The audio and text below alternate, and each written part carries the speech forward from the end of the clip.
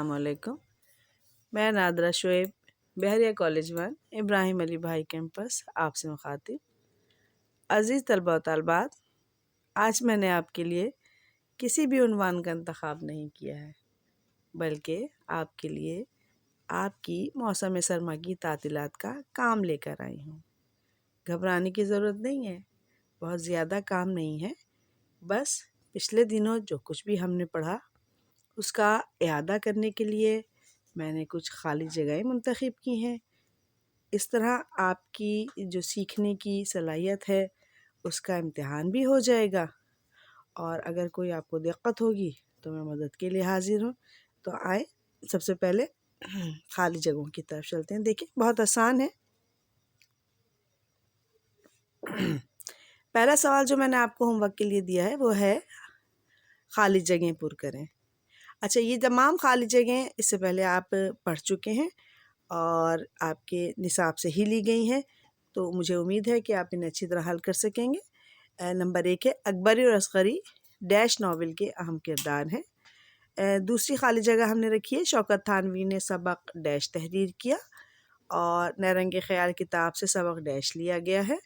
اس کے علاوہ نظم روح ارضی کا آدم کا استعمال کرتی ہے علامہ اقبال کی کتاب جس کتاب سے لی گئی ہے اس کا آپ نے کتاب کا نام لکھنا ہے.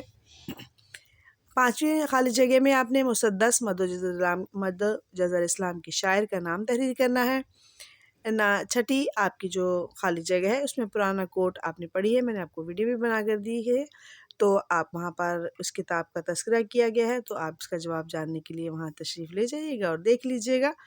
مضامین پطرس سے جو ہم نے مضمون لیا ہے وہ ہمارے نصاب کا جو حصہ ہے اس کا آپ نام لکھیں گے، اور مولانا ظفر علی خان کس صنف کے مشہور شاعر ہیں اس صنف کا آپ نے نام لکھنا ہے. سبق رسم و رواج کی پابندی کے مصنف کا نام آپ تحریر کریں گے، اور سبق رسم و رواج کی پابندی کے نقصانات جس کتاب سے لیا گیا ہے اس کا نام بھی آپ خالی جگہ میں تحریر کریں گے. 11ویں خالی جگہ میں دیکھیں، یہ بالکل نئی خالی جگہ ہے. لفظ مسدود سے کیا مراد ہے؟ تو یہ میں آپ کی آسانی کے لیے بتا دے رہی ہوں کہ سبق رسم و رواج کی پابندی میں یہ لفظ موجود ہے، اور وہاں جب ہم نے اس کے اقتباس کی وضاحت کی تھی تو آپ کو سمجھایا تھا. 12ویں خالی جگہ میں تشکیل پاکستان جو ہماری کتاب کا سبق ہے اس کے ہم نے مصنف کا نام تحریر کرنا ہے. اور 13ویں خالی جگہ میں ہم نے سر سید احمد خان اور ان کے جو رفقا کار ہیں، 5 رفقا کرام ہیں، تو ان کا ہم نے آپ کو نام بتایا ہے کہ ان کو ایک خاص نام سے مخاطب کیا جاتا ہے یا تحریر کیا جاتا ہے، تو وہ نام یہاں تحریر کرنا ہے. اس کے علاوہ علامہ شبلی نعمانی نے ندوۃ العلماء جس شہر میں قائم کیا اس کا آپ نام تحریر کریں گے. 15ویں خالی جگہ میں اردو کے پہلے ناول نگار کا نام اور پھر اردو کے پہلے ناول کا نام لکھیں گے، اور اگلی خالی جگہ میں آپ کے لیے پہلے ناول نگار کا نام لکھنا ہوگا. مسلم لیگ کس سن میں قائم کی ہوئی اور میں قائم ہوئی یہ آپ لکھنا ہے. 1837 میں کون سی زبان عدالت سے خارج ہوئی؟ تو آپ کے آسانی کے لیے بتا رہی ہوں کہ یہ دونوں خالی جگہیں ہم نے سبق تشکیل پاکستان سے لی ہیں، تو ان کا جواب آپ کو وہاں پر مل جائے گا. سبق میکسیکو سٹی ایک ڈیش ہے، تو اس میں آپ نے صرف نکلے کہ بھئی یہ ناول ہے، افسانہ ہے، ڈرامہ ہے، کیا ہے وہ ہم نے لکھنا ہے. اس کے علاوہ سبق میکسیکو سٹی کی جو مصنفہ ہیں ان کا ہم نام تحریر کریں گے.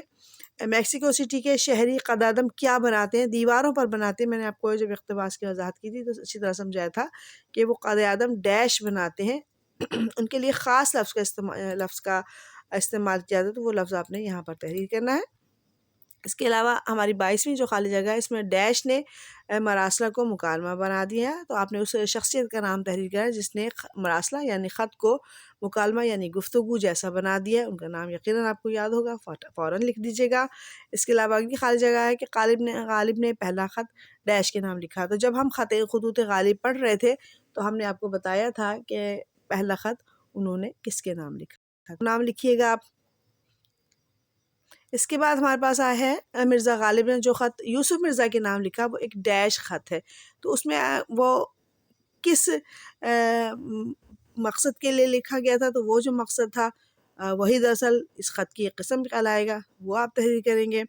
اور سبق ٹھیرے والا شہزادہ ہم نے پڑھا تھا، بیگمات کے آنسو سے لیا گیا تھا یہ، تو اس کے مصنف کا نام تحریر کریں گے، اور ساتھ ہی یہ بتائیں گے کہ ٹھیلے والے شہزادے کا اصل نام کیا تھا. اس کے علاوہ ہم نے ایک مشہور سا سبق پڑھا تھا جس میں ایک ملازمہ کا کردار تھا جو بہت مضبوط کردار تھا اور پوری کہانی اس کے گرد گھوم رہی تھی، تو اس ملازمہ کا آپ نام تحریر کریں گے۔ اس کے علاوہ ہم نے جو حصہ نظم برسات کی بہاریں پڑھی تھیں، تو ان کے شاعر کا نام آپ تحریر کر دیجیے گا، اور اردو کے پہلے عوامی شاعر کون ہیں یہ بھی بتائیے گا۔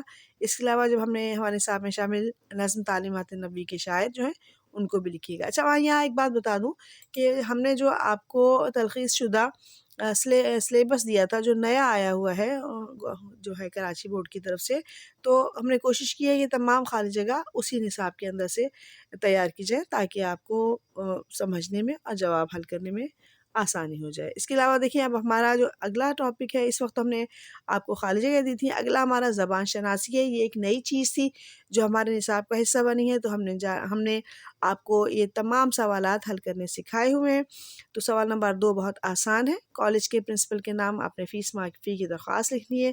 تو جب ہم نے آپ کو درخواست کا کیا لیکچر دیا تھا، تو وہاں جن نکات کو آپ کو سکھایا تھا، تو ان نکات کو ملحوظ خاطر رکھتے ہوئے آپ نے کالج کے جو پرنسپل ہے ان کے نام فیس معافی کی درخواست تحریر کرنی ہے۔ پھر سوال نمبر 3 میں آپ نے کیا کرنا ہے، 11ویں جماعت کی طرف سے سال دوم کو دی جانے والی الوداعی تقریب کی رودات تحریر کریں۔ تو رودات میں نے آپ کو پڑھایا تھا اور سمجھایا تھا کہ رودات کس طرح لکھی جاتی ہے، تو انہی اصولوں کو مد نظر رکھتے ہوئے آپ نے کیا کرنا ہے، آپ نے جسے آپ الوداعی تقریب کی رودات لکھ دیجیے گا، ٹھیک ہے۔